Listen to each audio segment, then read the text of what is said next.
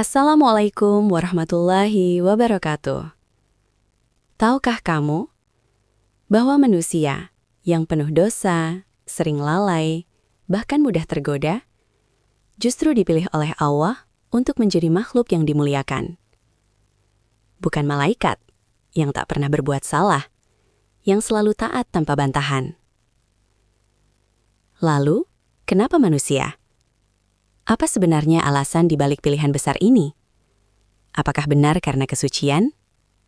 Atau ada rahasia yang jauh lebih dalam yang jarang kita sadari? Sebelum kita lanjut, yuk tuliskan di kolom komentar shalawat untuk Nabi Muhammad SAW. Semoga menjadi amal kebaikan yang terus mengalir untuk kita semua. Dan jangan lupa, like, share, dan subscribe channel Project Story, agar kamu tidak ketinggalan kisah-kisah penuh hikmah lainnya. Siap untuk membuka rahasia ini? Mari kita mulai. Pernahkah kamu berpikir mengapa Allah Subhanahu wa Ta'ala justru mempercayakan bumi ini pada manusia, sebuah makhluk yang memiliki potensi besar untuk merusak dan menumpahkan darah, dan bukan pada malaikat yang tak pernah sekalipun bermaksiat dan selalu bertasbih memuji kebesarannya? Ini adalah sebuah pertanyaan fundamental yang seringkali melintas dalam benak kita ketika merenungkan tujuan penciptaan manusia.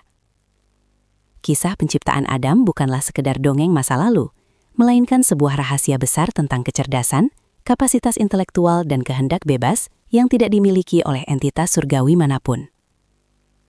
Mari kita telusuri lebih dalam makna di balik dialog agung antara Sang Pencipta dan para malaikatnya. Sebelum manusia pertama menginjakkan kakinya di atas tanah, alam semesta telah dipenuhi dengan berbagai entitas dan makhluk yang senantiasa tunduk pada hukum-hukum ilahi. Bumi purba terhampar dengan segala kemegahannya.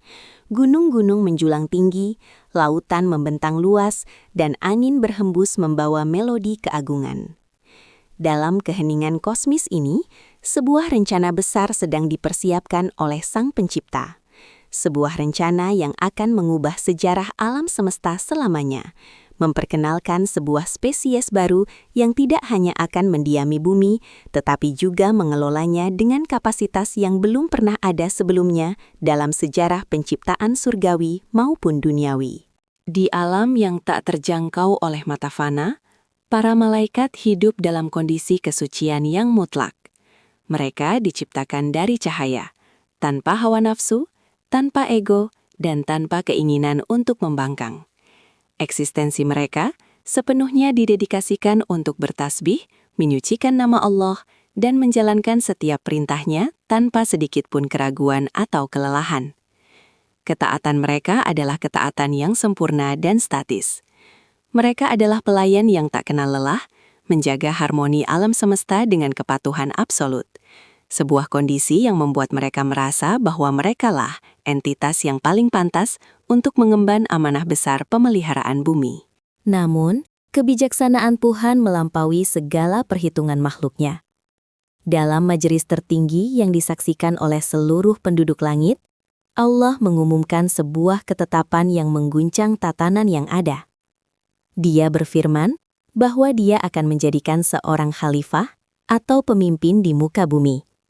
Khalifah ini bukanlah dari golongan cahaya yang selalu suci, melainkan sebuah ciptaan baru yang akan diberikan kehendak bebas, kemampuan untuk memilih, dan kekuatan untuk mengubah dunia. Pengumuman ini membawa gelombang keheranan di antara para malaikat yang mencoba memahami hikmah di balik penciptaan makhluk yang berpotensi memiliki kelemahan moral tersebut. Mendengar ketetapan agung tersebut, para malaikat tidak bisa menyembunyikan kekhawatiran mereka.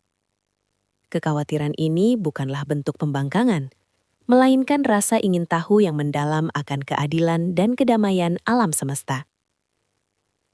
Mereka membayangkan bahwa makhluk baru ini, yang diberi kebebasan memilih, pasti akan menuruti hawa nafsunya, melakukan kerusakan di atas bumi, dan menumpahkan darah sesama. Dalam pandangan para malaikat, bumi yang damai akan diwarnai oleh konflik dan kehancuran jika diserahkan kepada entitas yang tidak terikat oleh ketaatan mutlak. Mereka mempertanyakan mengapa amanah seberat itu tidak diberikan kepada entitas cahaya saja. Para malaikat kemudian mengemukakan dedikasi mereka di hadapan Sang Pencipta.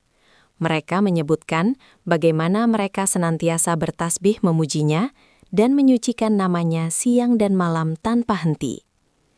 Menurut pemahaman alam malaikat, kualifikasi utama untuk menjadi wakil ilahi di bumi adalah kesucian dari dosa dan dedikasi total pada ibadah spiritual.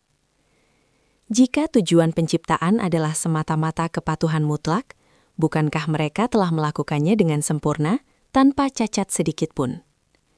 Ini adalah sebuah pandangan wajar dari makhluk suci yang belum memahami bahwa bumi membutuhkan lebih dari sekadar ketaatan ritual yang tak tertandingi tantangan. Jawaban Allah atas kekhawatiran para malaikat sangatlah singkat, namun mengandung kedalaman makna yang tak terhingga. Tuhan hanya menyatakan bahwa Dia mengetahui apa yang tidak diketahui oleh malaikat manapun. Jawaban ini mengisyaratkan adanya dimensi rahasia dalam desain rancangan manusia. Sebuah potensi luar biasa yang tersembunyi di balik kelemahan fisiknya. Pencipta alam semesta tidak meniadakan fakta bahwa manusia memiliki celah untuk berbuat kerusakan, namun menegaskan bahwa ada nilai fundamental yang jauh lebih besar dan mulia yang akan dicapai oleh manusia, yang membuat kehadirannya di bumi menjadi sebuah keniscayaan agung. Proses penciptaan pun dimulai. Tidak dari cahaya murni seperti malaikat, dan bukan dari nyala api tanpa asap, melainkan dari unsur yang paling merendah, yaitu tanah.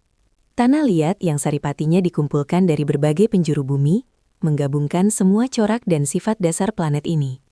Pemilihan tanah sebagai material utama adalah sebuah simbolisme yang sangat kuat. Tanah merepresentasikan kerendahan hati, kemampuan untuk menyerap air dan menumbuhkan kehidupan baru, serta sifat plastis yang dapat terus dibentuk. Dari unsur yang tampak rapuh dan fana inilah, mahakarya ciptaan yang paling kompleks akan diwujudkan ke alam semesta. Setelah bentuk raga disempurnakan dari saripati tanah liat, momen paling krusial dalam sejarah penciptaan terjadi. Allah meniupkan sebagian dari ruh ciptaannya ke dalam raga manusia pertama tersebut. Dengan pancaran ruh itu, ia tidak hanya sekadar menjadi makhluk yang bernapas, tetapi diberkahi dengan percikan kesadaran ilahiyah yang memisahkannya dari seluruh makhluk biologis maupun surgawi. Ruh anggung inilah yang menjadi tempat bersemayamnya akal budi, empati, dan kemampuan intelektual murni. Kombinasi antara raga fana dari bumi dan ruh kesadaran surgawi ini menjadikan manusia sebuah jembatan yang unik antara dimensi materi dan dimensi spiritual. Inilah letak rahasia besarnya. Keunggulan manusia pertama yang sebenarnya sama sekali bukan pada kekuatan fisik atau rekam jejak tanpa dosa, melainkan murni pada kapasitas intelektualnya. Manusia dirancang dengan sebuah sistem kognitif yang tak tertandingi, mampu memproses informasi yang rumit, mengenali pola sebab akibat, menciptakan konsep-konsep abstrak, dan kemampuan adaptif untuk belajar dari ketidaktahuannya. Sementara entitas cahaya diciptakan dengan pengetahuan statis yang terbatas pada apa yang diprogramkan untuk tugas spesifik mereka, manusia diciptakan bagaikan kanvas luas yang memiliki potensi tidak terbatas untuk terus-menerus mengembangkan pengetahuan keilmuannya melintasi ruang dan zaman. Untuk membuktikan potensi agung yang tersembunyi ini, Tuhan Yang Maha Esa kemudian memberikan pengajaran langsung eksklusif. Pembelajaran pertama yang pernah terjadi di ranah semesta ini adalah saat Allah mengajarkan kepada manusia itu nama-nama dari segala benda secara utuh. Ini sama sekali bukan proses menghafal sekumpulan sebutan belaka, melainkan memahami hakikat dasar, fungsi, karakteristik, dan tujuan dari seluruh elemen penyusun alam semesta. Dari hukum fisika terkecil hingga tatanan galaksi raksasa, fondasi keilmuan ditanamkan secara mendalam. Ilmu pengetahuan fundamental inilah yang kelak menjadi modal dasar dan bahan bakar terbangunnya seluruh peradaban manusia. Pengajaran esensial tentang nama-nama alam ini merepresentasikan kemampuan konseptualisasi logis yang menjadi pilar utama semua ilmu pengetahuan alam dan penemuan teknologi mutakhir manusia di masa yang akan datang. Kapabilitas untuk mengidentifikasi keberadaan sesuatu, merumuskan definisinya, dan mengklasifikasikan sifatnya, bermakna bahwa manusia memiliki kunci untuk menguasainya. Sederhananya, Jika kita tidak memiliki bahasa untuk mengenali suatu unsur alam, kita mustahil memanfaatkannya. Pengetahuan mendalam mengenai realitas kebendaan inilah instrumen sejati penaklukan bumi. Manusia dianugerahi tingkat kecerdasan buatan Tuhan yang secara analitis dan kreatif jauh meninggalkan kemampuan entitas surgawi manapun. Seiring dengan setiap helai pengetahuan alam semesta yang diresapinya, tidak ada kesombongan yang tumbuh, melainkan justru semakin lebat rasa takjub dan kepatuhan intelektualnya kepada kebesaran Sang Pencipta. Proses pencerahan ini menjadikan nuraninya semakin jernih dan kerangka berfikirnya semakin tajam menembus batasan nalar. Ia menyadari sepenuhnya betapa luasnya lautan dimensi kosmis dan betapa kompleksnya jaringan ciptaan Tuhan. Inilah puncak keindahan dari akal budi sejati. Pengetahuan yang sahih tidak pernah menjauhkan manusia dari sumber kebenaran, melainkan mengunci kesadarannya akan kebergantungan total pada Yang Maha Mengetahui. Persiapan pun usai untuk ujian pembuktian besar. Maka diselenggarakanlah sebuah majelis agung kosmis yang belum pernah disaksikan oleh sejarah alam semesta manapun. Seluruh penduduk langit dikumpulkan dalam sebuah barisan cahaya nirbatas yang tak berujung, diselimuti oleh aura kesucian dan kemegahan absolut. Di tengah tatapan barisan entitas cahaya tersebut dihadapkanlah berbagai objek misterius, ragam konsep realitas, dan entitas tak dikenal dari pelosok galaksi. Momen ini adalah panggung pembuktian ilahiyah, sebuah ujian terbuka dan transparan yang ditujukan untuk memberikan jawaban definitif atas segala keresahan dan rentetan tanda tanya besar mengenai kelayakan sang penghuni bumi. Dalam heningnya majelis paripurna yang menggetarkan langit tersebut, Sang Maha Kuasa kemudian melempar tantangan pembuktian kepada golongan pilar cahaya. Tuhan memerintahkan mereka untuk menyebutkan rincian nama dan hakikat dari segala perwujudan entitas misterius yang terpampang nyata di hadapan mereka sebagai syarat apabila mereka mengklaim diri sebagai kandidat paling mumpuni untuk amanah Khalifah pemakmur planet. Esensi dari tantangan agung ini bukanlah untuk mendiskreditkan loyalitas malaikat, melainkan strategi edukasi ilahiyah. Sebuah metode agar mereka mengukur dan menyadari secara empiris di mana letak batasan alamiah kapasitas intelektual ciptaan mereka bila dihadapkan pada misteri kosmos. Terbentur pada ujian analitis empiris yang melampaui rentang rancangan bawaan mereka, penduduk langit akhirnya menunduk dalam pencerahan kesadaran. Dengan balutan kerendahan hati yang murni dan kepatuhan kosmis yang tak tergoyahkan, mereka secara kolektif merendahkan diri dan mengakui kebuntuan nalar mereka. Seruan penyucian memecah keheningan surga, menyatakan bahwa mereka sama sekali hampa dari setitik pun pengetahuan, selain dari apa yang telah diformatkan secara khusus untuk rutinitas tugas spiritual mereka. Pernyataan ketidakberdayaan ini menjadi penegas bahwa sifat bawaan mereka yang terprogram ketat tidak didesain untuk inovasi peradaban yang penuh tantangan adaptasi rumit. Segera sesudah paduan suara pengakuan keterbatasan menggema dari ranah malaikat, tibalah detik-detik penentuan bagi sang arsitek peradaban bumi untuk menyingkap tabir supremasi kapasitasnya. Perintah Tuhan turun, menitahkan figur manusia pertama itu untuk melangkah maju memecah kebisuan kosmis. Ia dipercaya untuk mengurai dan menjabarkan identitas, nama, serta fungsi utuh dari segenap misteri semesta yang gagal didekodekan oleh para malaikat. Detik penganugerahan status inilah yang menjadi tonggak bahwa mandat kepemimpinan alam semesta raya diputuskan bukan lewat legitimasi genetik atau kekuatan hegemoni supranatural, melainkan validasi murni atas penguasaan ilmu pengetahuan tingkat tinggi. Berbekal kefasihan artikulasi dan kedalaman wawasan yang mengucur deras dari mata air ruh kebijaksanaan, manusia terpilih tersebut menamai setiap untai entitas yang dihadapkan kepadanya tanpa keraguan sedikitpun. Untaian penjelasan mengenai esensi material, karakteristik eksistensial, dan kedudukannya dalam ekosistem semesta terurai sempurna melintasi keheningan majelis agung.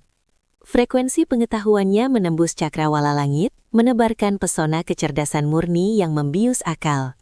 Pembuktian telak pun paripurna pada saat itu juga. Terpampang nyata sebuah rasionalisasi bahwa akal manusia sanggup berselancar jauh melampaui cakrawala pemahaman tertinggi yang dapat disentuh oleh makhluk yang diciptakan murni dari cahaya sekalipun. Tersentak oleh gelombang pasang demonstrasi keilmuan manusia yang begitu memukau nurani surga, barisan malaikat hanya mampu terpaku dalam kekaguman spiritual yang mendalam. Mereka akhirnya menemukan titik kepingan pencerahan atas teka-teki takdir ilahi yang menyatakan akan hikmat tersembunyi yang berada di luar jangkauan radar pengetahuan mereka. Realitas baru meresap ke dalam kesadaran mereka bahwa upaya memutar roda peradaban sebuah planet dinamis bertanah material membutuhkan jauh lebih banyak kapasitas daripada sekadar ketaatan mekanis ibadah lisan. Amanah maha berat itu sungguh membutuhkan entitas proaktif yang berbekal daya imajinasi kreatif, pemikiran kritis berlapis, serta ketangguhan adaptasi saintifik. Oleh karena alasan filosofis itulah, letak keunggulan hakiki ras manusia di atas supremasi malaikat sama sekali tidak bertumpu pada ketiadaan cacat dosa atau kesucian spiritual yang utuh paripurna. Kodrat manusia didesain rawan keliru, mudah dilanda amnesia moral, dan sangat rentan dikendalikan turbulensi hawa nafsu duniawinya. Namun, batu loncatan kemuliaannya justru tertanam pada kesadarannya untuk meralat kesalahan fatal, meratapi kekhilafan dengan taubat, menyaring pelajaran hidup dari kejatuhan masa lalu, dan merajut inovasi mutakhir tanpa putus asa. Sang Khalifah sejati di hamparan bumi tidaklah dituntut tampil sebagai entitas nirsalah, namun ditugaskan menjadi pembelajar kehidupan seumur hidup. Kehendak bebas otonom yang awalnya sempat dicemaskan oleh entitas surga sebagai hulu sungai penderitaan, nyatanya justru terungkap sebagai fondasi mutlak bermekarannya kebaikan sejati yang substansial. Kepatuhan kaku yang tidak bersanding dengan opsi penolakan pada hakikatnya, tak ubahnya baris kode program mesin hampa jiwa. Sedangkan manifestasi ketaatan luar biasa yang dikandung dari rahim pergulatan nalar dan pilihan bebas moral, merupakan pencapaian strata ibadah kognitif yang tertinggi. Tuhan mendambakan hamparan jagat raya diresapi dan dikelola oleh wakil yang mampu mengenali tanda-tanda rasional kebesaran arsitekturnya, yang melabuhkan penyembahan bukan karena tidak ada alternatif lain, namun karena kesadaran utuh berlandaskan sains keilmuan. Jejak rekam penciptaan pionir peradaban ini menitipkan sebongkah pesan universal lintas zaman bagi kita semua sebagai keturunannya. Pusaka paling bernilai yang diwariskan oleh moyang manusia bukanlah dominasi teritorial atau komoditas material fana, melainkan insting abadi untuk tanpa henti menimba ilmu pengetahuan. Konstruksi pengetahuan bagaikan pedang bermata dua yang menyimpan energi daya cipta sekaligus pertanggungjawaban kaliber terberat. Pada detik di mana manusia sengaja mematikan insting pembelajarannya, membekukan roda literasi pendidikannya, dan melucuti senjata akal rasionya, ia sedang dengan rela mengkudeta dirinya sendiri dari mahkota kekhalifahan yang suci, menjerumuskan bumi pada stagnasi peradaban gelap tak berujung. Di ujung narasi kosmis ini, segenap tanda tanya besar dan keraguan yang sempat membayangi hati nurani para penduduk surga telah terjawab lunas melalui desain arsitektur takdir ilahi. Manusia yang tercipta dengan segala kerapuhan bawaan dan belenggu pusaran hawa nafsu, nyatanya dikaruniai kompas akal super yang memungkinkannya mengorbit melampaui derajat malaikat pilar cahaya dengan syarat mutlak ia terus memakainya di jalur kebenaran universal. Mari kita hening sejenak merenungkan jejak warisan api intelektualitas yang bersemayam dalam kode DNA kesadaran kita masing-masing hari ini. Sudahkah kita memanfaatkan karunia akal rasio dan sains keilmuan untuk memelihara sekaligus menyembuhkan planet ini selaras dengan mandat suci sang kakek mayang peradaban kita? Rahasia besar jagat raya itu kini senantiasa hidup, membara, dan bernapas dalam setiap jengkal pemikiran kita semua, menanti penuh kerinduan untuk direalisasikan.